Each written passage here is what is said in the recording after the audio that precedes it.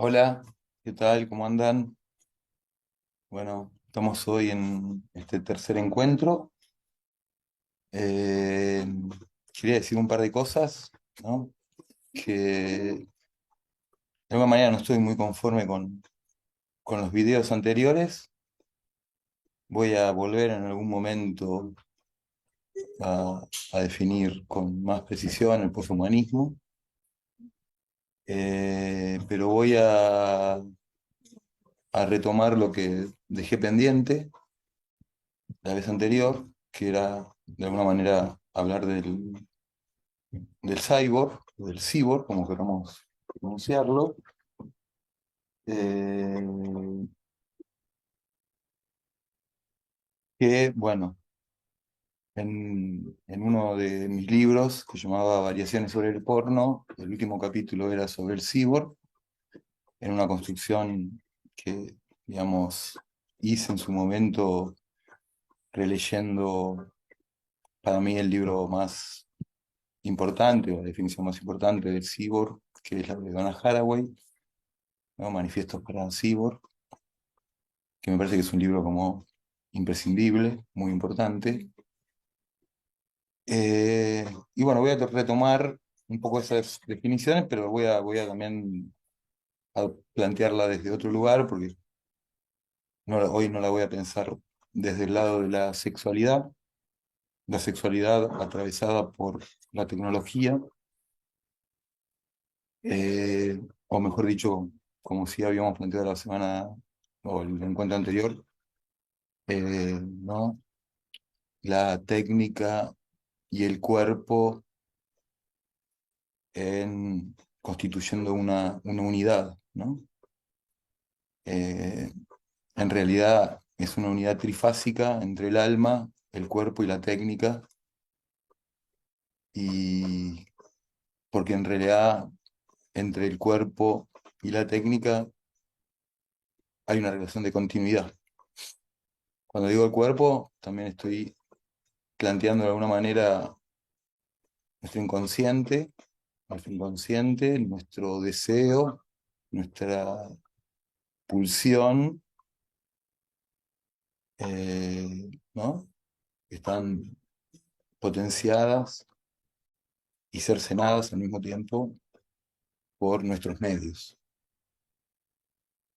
En ese sentido, digo, el libro de Haraway me parece fundamental, es un libro de mediados de la década del 80, ustedes saben, primero porque hace 10 años atrás, si una persona hablaba de cyborg, por lo menos en Argentina, era como una especie de objeto de risa, ¿no? Eh, lo mismo pasó con otras cuestiones muy importantes, ¿no? Hoy el cyborg es una figura imprescindible que necesita ser pensada y que, bueno, que yo la pensé de una manera, que no quiere decir que sea la única manera de pensarla, ni, ni tampoco la correcta, sino que es una manera de pensarlo y es lo que les voy a contar un poco a ustedes. Igual, sí, voy a arrancar leyendo del manifiesto la definición que da Donna Haraway. Dice: un cyborg es un organismo cibernético, un híbrido de máquina y organismo, una criatura de realidad social y también de ficción. La realidad social son las relaciones sociales vividas. El cyborg, dice un poco más adelante, es materia de ficción y experiencia viva que cambia lo que se cuenta como experiencia de las mujeres a fines del siglo XX. Y después, en el párrafo siguiente dice: el sexo del cyborg restaura algo del hermoso barroquismo reproductor de los helechos invertebrados e invertebrados. Esta última parte no la voy a desarrollar hoy, me interesa lo anterior, Nuevas cápsulas La Virginia, creadas con los sabores porque, que te gustan. Probalas.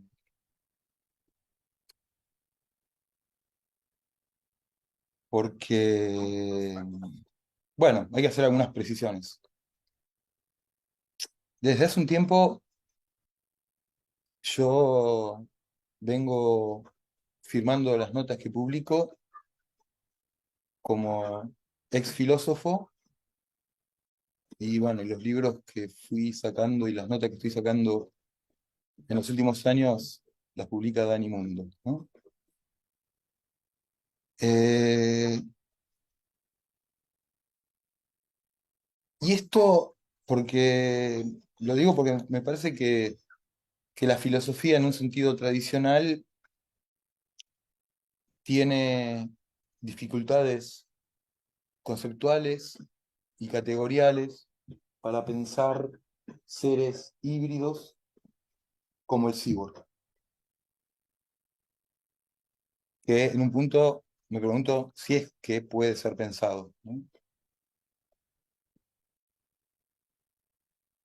Eh, y lo primero que rescato de lo que dice de la definición de Haraway es que el cyborg es un híbrido, obviamente, entre la carne y la pantalla, entre la electricidad y los nervios, entre el bit y el deseo, pero antes, o digamos, para mí de manera más importante, es un híbrido entre realidad y ficción. Es decir, que, para decirlo con algunos de los filósofos que vengo leyendo de la última generación, que los engloba dentro de esta escuela que se llama Triple O, ¿no? La ontología orientada a objetos, vamos a estar hablando de un ente especulativo, ¿no? Y que sin embargo es real. Una ficción real. Eh, un organismo cibernético, es decir, una naturaleza procesada por la cultura, creada por la cultura, una cultura que está teniendo poderes geológicos que van o que ya transformaron la vida del planeta, que posiblemente lo sigamos haciendo de un modo tan tanático como lo venimos haciendo, una pulsión destructiva. Entonces, en realidad, esta cultura tomó las acciones, la fuerza de esta cultura tomó dimensiones geológicas y potencias naturales, que están casi más allá del poder del ser humano de tenerlos. En ese sentido, ahí cuando nosotros fundamos la pornología, planteábamos que era una filoficción, ¿no? De alguna manera, así como hay una ciencia ficción, y en esa, digamos, que es un género que me encanta, adentro de ese género hay muchos subgéneros. eh, Me parece que también tendría que haber una filoficción, ¿no? Una filosofía que trate de pensar un ente especulativo, como el cyborg. Lo que sea especulativo no quiere decir que no sea real, ¿no? Es también, podríamos decir, hiperreal. Eh, y por supuesto, este sujeto, como dice Haraway, lo primero que cambia es la experiencia de las mujeres, porque, bueno, como planteé la otra vez, digamos, la revolución feminista fue otro de los pilares sobre los que se yergue la figura poshumana. Bueno, y esa revolución feminista tiene diferentes dimensiones, ¿no es cierto? Diferentes dimensiones, muchas significaciones, y tampoco me siento capacitado para hablar o para resolver el intríngulis de lo que implicó esa revolución, pero por lo menos me gustaría indicar que, fue una revolución que no solo impuso, y tiene que seguir imponiendo, tiene que seguir ganando espacio, el derecho de igualdad para las mujeres, sino que convirtió a la igualdad en un principio eh, universal, lo que obliga a la reflexión, sea del género que sea, a repensarse en este nuevo panorama donde la igualdad es general, y cuando digo eso, digamos, uno podría pensar también que esa igualdad tiene que ser con elementos orgánicos o inorgánicos, o en palabras que me parecen que están perimidas, vivos o muertos, ¿no? Como, bueno, hay toda una corriente de pensamiento que está repensando esto, ¿no?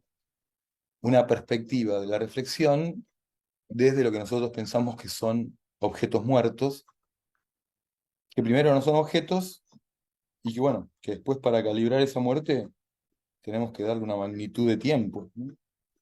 Y esa magnitud de tiempo nos puede presentar que eso que para nosotros está muerto, tiene otra forma de vida, ¿no es cierto? Porque de alguna manera el poshumanismo habilita otras formas de vida, o exige otras formas de vida.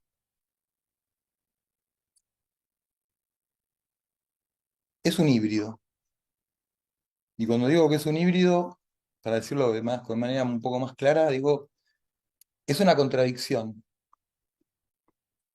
Es una contradicción que no se puede resolver,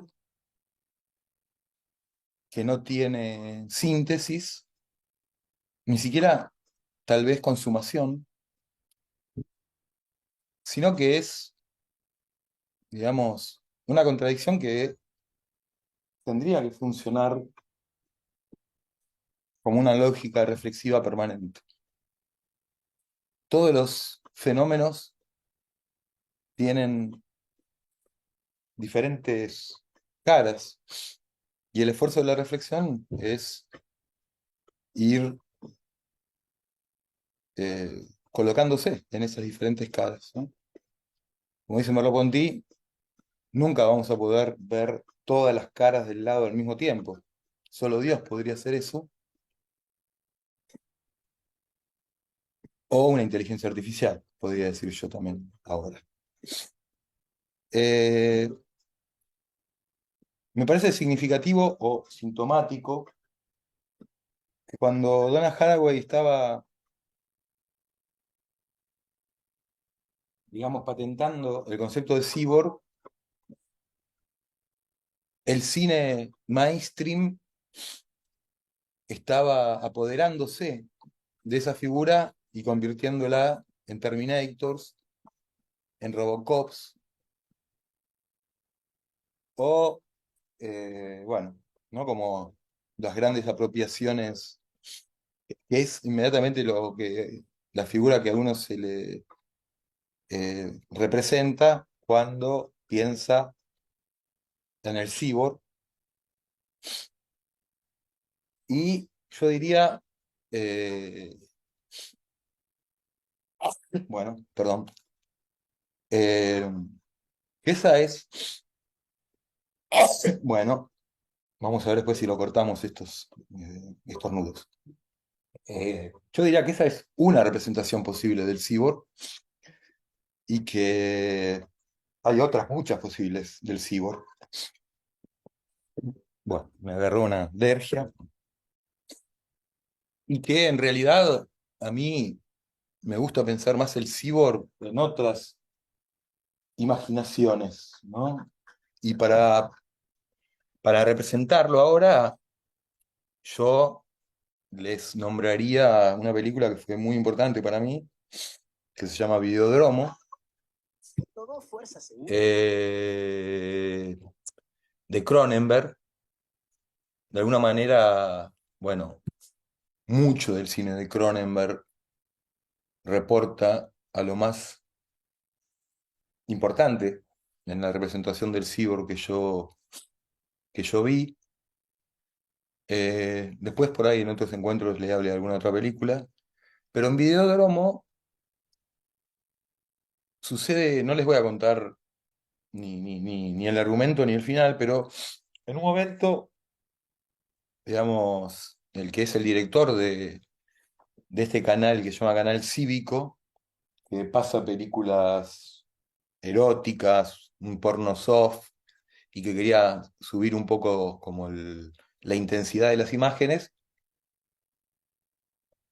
bueno, le pasan eh, unas películas snuff, que ustedes saben, son películas donde supuestamente la víctima de el acto sexual, sadomasoquista, violento, etcétera, muere en realidad y que no es una filmación. Y bueno, para mí lo más significativo es que en un momento él ve que la pantalla está vacía y le dice su interlocutor, lo que pasa es que todo lo que vos ves es una proyección tuya. Y nosotros tenemos que, para mí, comprender que el cyborg es la conjunción de esa proyección. Es decir, digamos, acá el espectador no es que tiene un dominio sobre la imagen, sino que tiene una moldeabilidad, digamos, para proyectar su propio deseo en lo que está viendo, ¿no? Sería como una inversión de la hipodérmica mediática. Tampoco es algo tan banal, pero me parece que hay que invertir el problema, ¿no? Más que lo que los medios hacen con uno, lo que uno hace con los medios.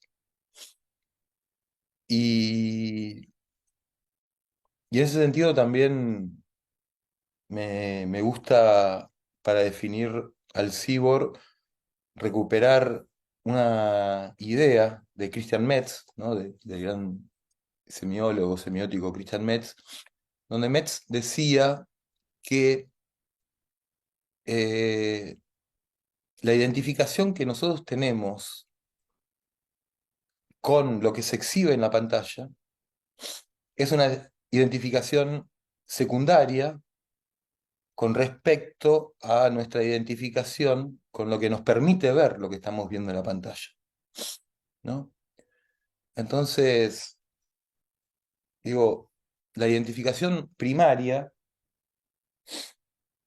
no es con lo que se ve, sino con un agente doble que yo llamo cámara-pantalla. Hay una identificación con este agente que es desde donde uno ve lo que ve en la pantalla, ¿no es cierto? Y lo otro es una identificación secundaria, incluso puede ser ideológica. Entonces, digamos, interpretando esta idea maclugianamente, uno ve que la cámara no solo es una prolongación del ojo,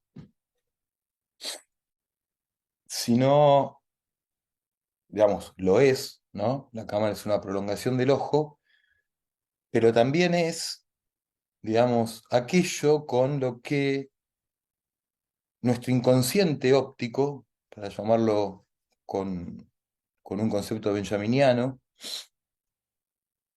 nuestro inconsciente, aquello con lo que nuestro inconsciente óptico se identificaría.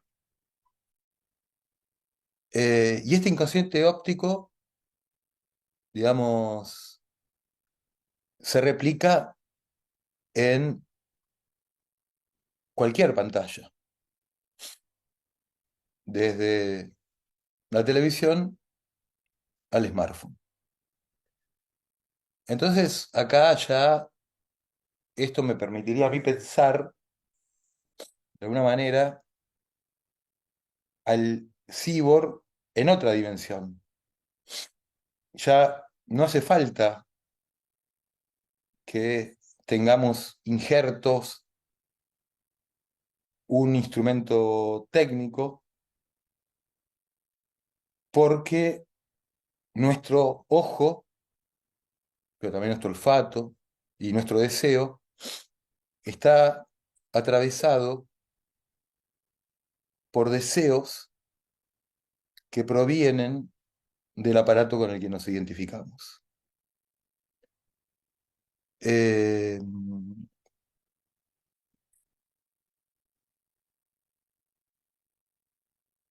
la, digamos, en el próximo encuentro, entonces, bueno, me parece que ahí quedó claro lo que yo entiendo por cyborg. El cyborg tiene con la técnica o los medios, o si ustedes quieren el smartphone y el multimedio,